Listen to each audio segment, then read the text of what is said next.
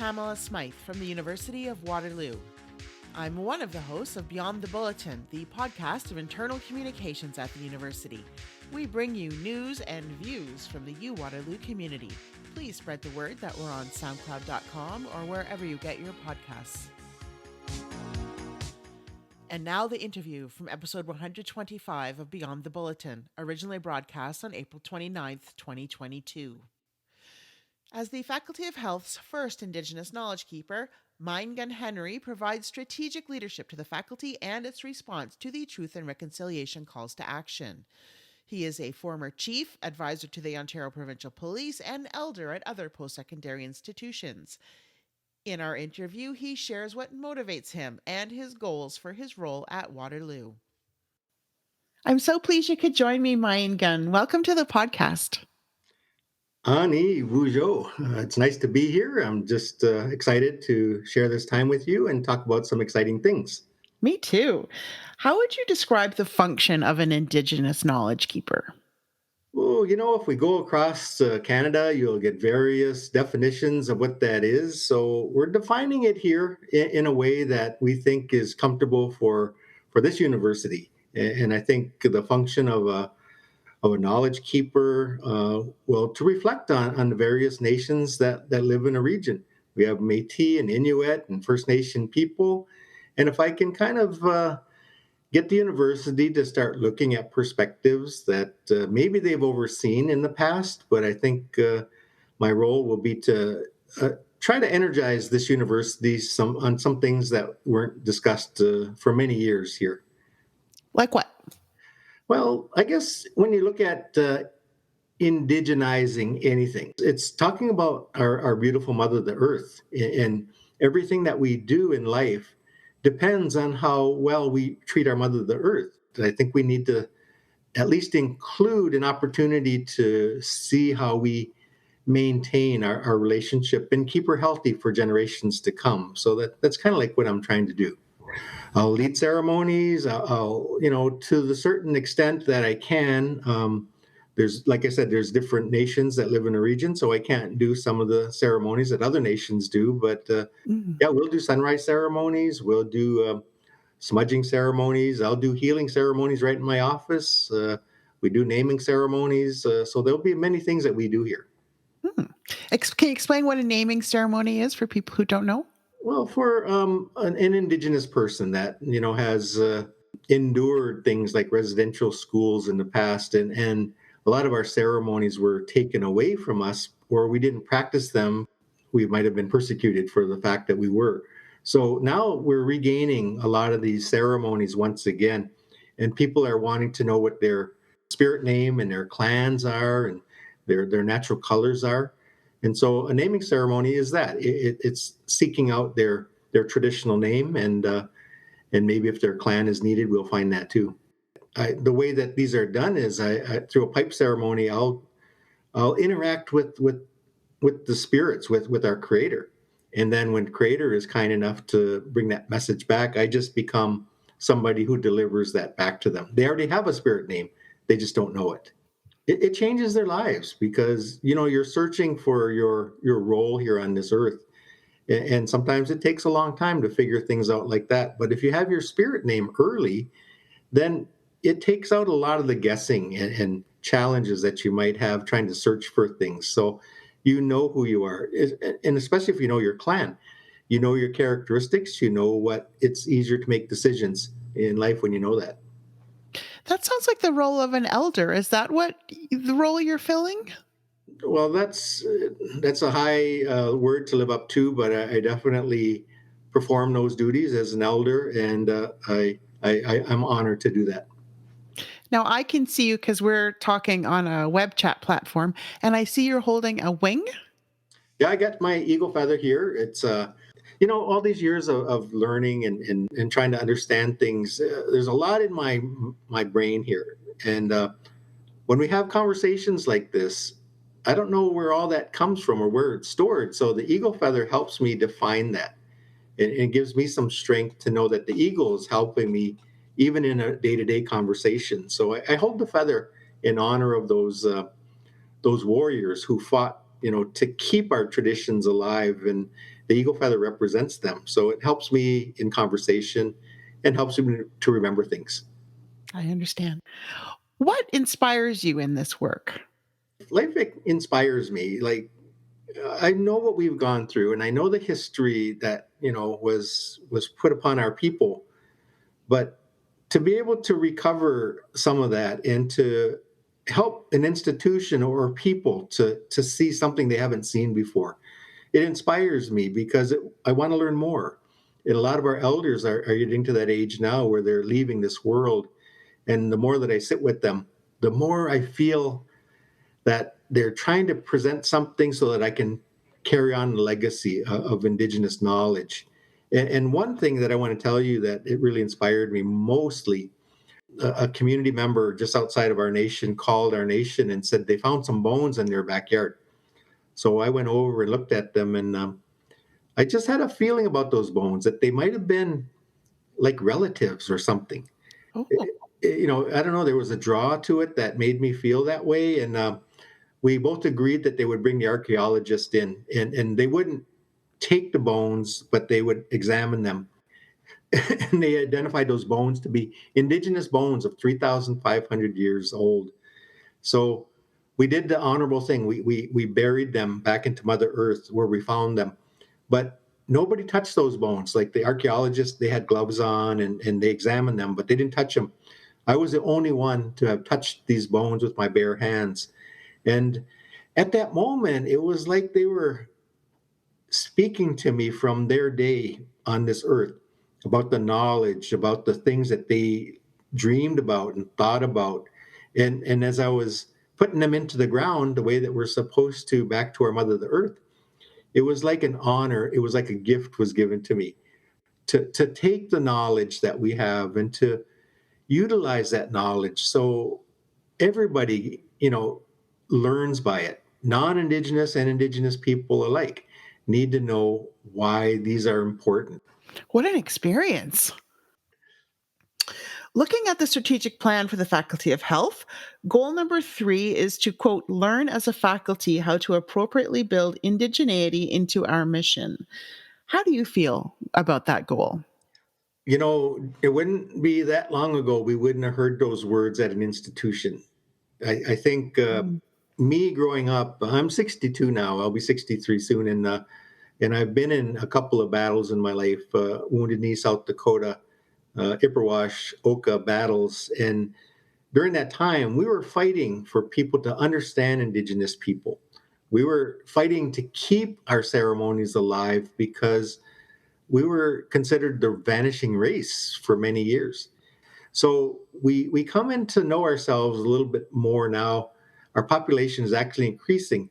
So I think for a strategic goal to bring in indigenuity, and making it a mission, it drew me to this. I could have stayed where I was working before. I was comfortable, but knowing the people want to learn, and they put it right into their strategic plan. Well, the reason I left my last place because they didn't put it into their strategic plan. It was eliminated. Indigenous people were not even spoken about in the strategic plan. And we spent 13 years there trying to develop it so that it becomes a priority. And I was very unhappy with that. But when I looked over here and seen the strategic plan, not just in this faculty, but across the university, they really want to try their best to indigenize the university. I raise it just because it was in the media that you were at Conestoga College before you came to the University of Waterloo.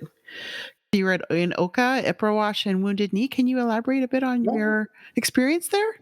As a young person, product of residential schools, both my parents went there, and maybe wanting to take us away from the culture because of how they were treated at those schools. Mm. I found myself at a young age wondering what Indigenous people were fighting for.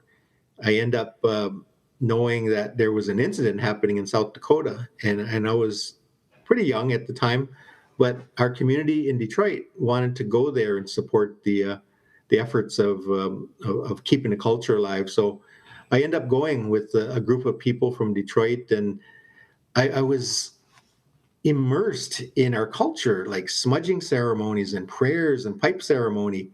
And it wasn't like the battle that was drawing me there. It was the spirit of the people.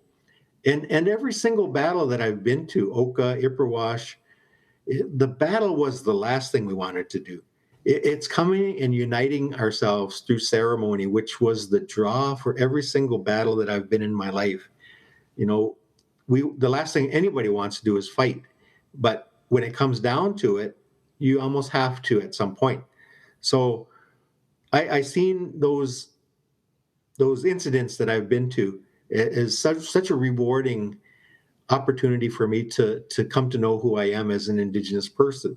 Yeah, we have to battle sometimes, but we also come together in prayer and thoughts and good things too. Is that when you first became more immersed in your culture?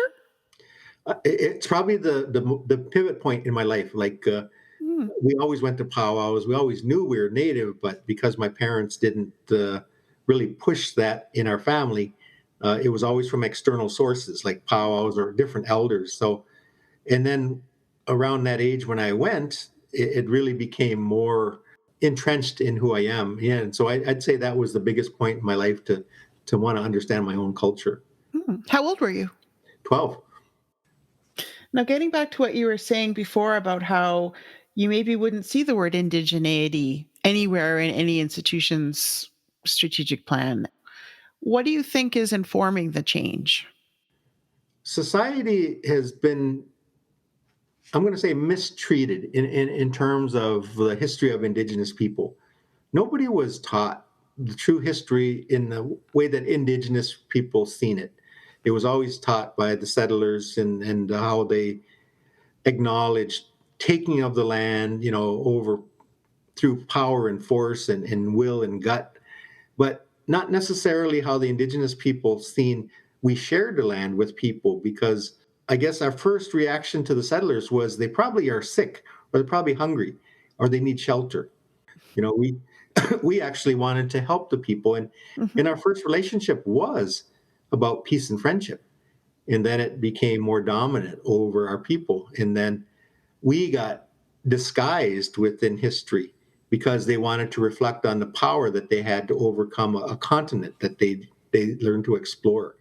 And so this is why I'm here to try to change that way of thinking so people can really understand the history that they have a right to know.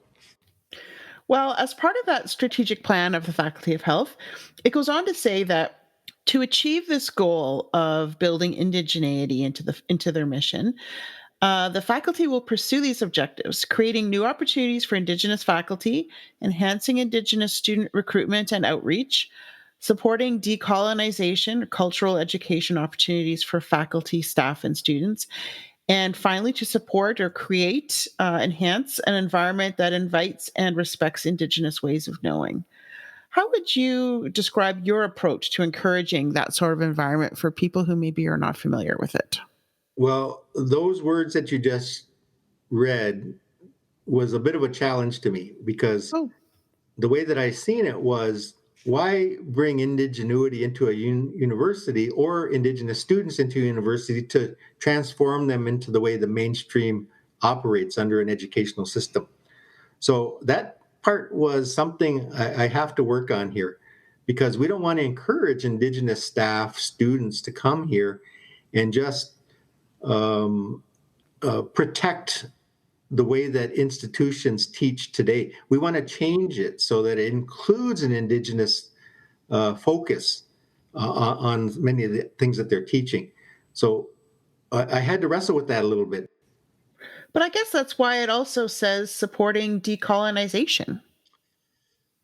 I hope that they've really understood what that word means, because we have buzzwords that we use and they sound nice, but to really decolonize a place is to disacknowledge everything you did to the Indigenous people.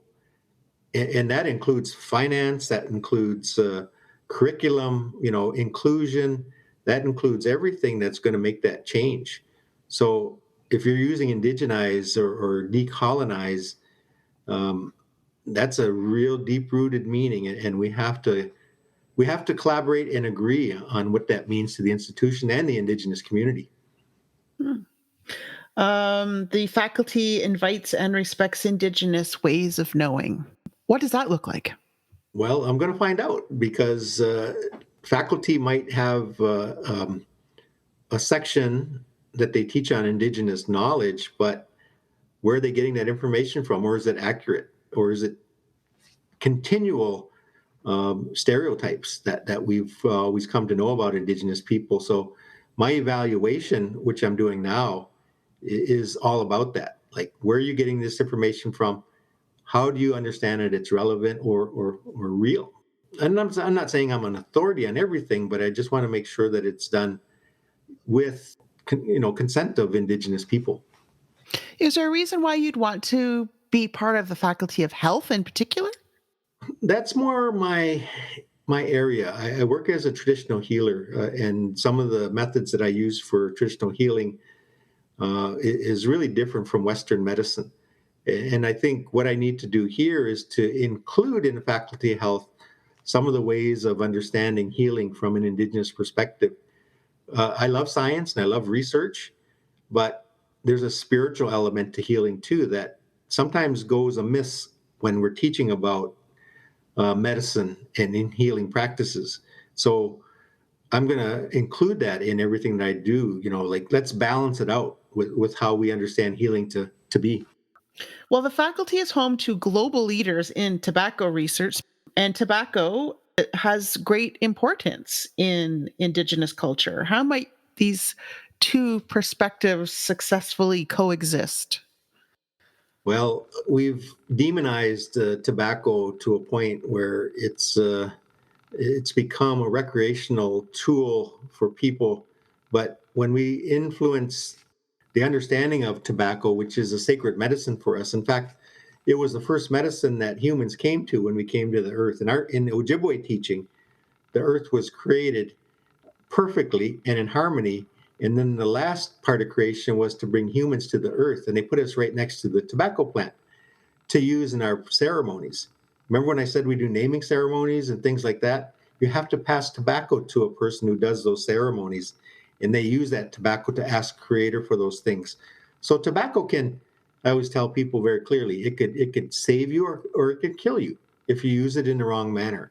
So I need to make sure that this understanding of tobacco has the respect of what that medicine does, but also have the respect of what that medicine can do if you don't use it properly.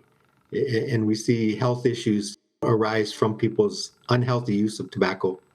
Do you have a separate area where you'll be doing smudges and Well, type ceremonies? that's high on the list. We have to open this door to help people understand of how it can be beneficial.